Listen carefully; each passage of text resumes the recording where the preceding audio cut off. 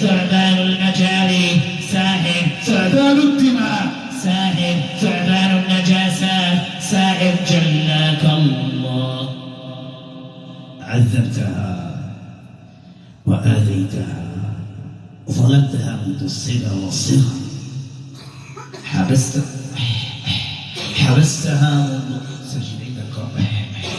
سجل عندك حبستها منذ الصبا والصغر، صح أم لا؟ وظلمتها ظلما كبيرا. سجل عندك ماركة مسجلة هي بسم الله.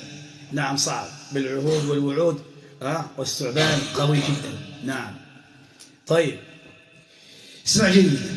ظلمتها ظلما كبيرا وعذبتها وآذيتها، ظلمتها بل صعد الثعبان فيها وفي أختها أيضا. فاسمع جيدا. اجتمعتم على هذا البيت بأسحار، ظلمتم ظلم كبير، أذية كبيرة جدا،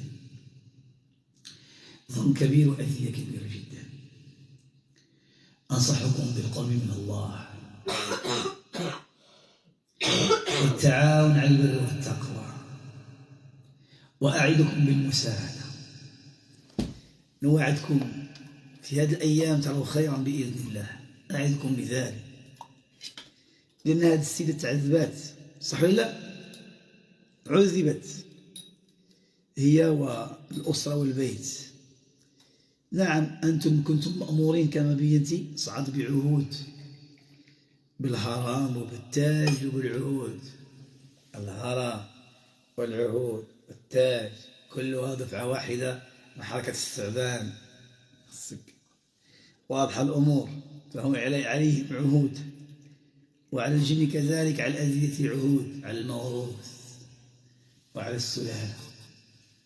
فاسمع يا ثعبان، ساحر خفي قوي سكن سنين، ثعبان المجاري والنجاة والقبور، كي تكون كالموتى، أن تكون ميتا.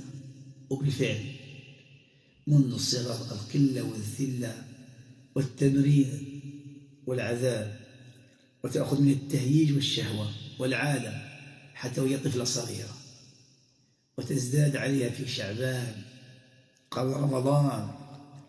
وهذا أمر لغاية أنت تعلمها، والاتصال بسحر أنت تعلمه، وبنجوم وكواكب أنت تعلمها، وبرسم وتجديد أنت تعلمه، وسنبينه بإذن الله تعالى.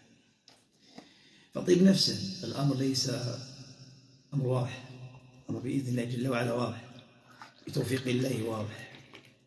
فأخذ لي إشارة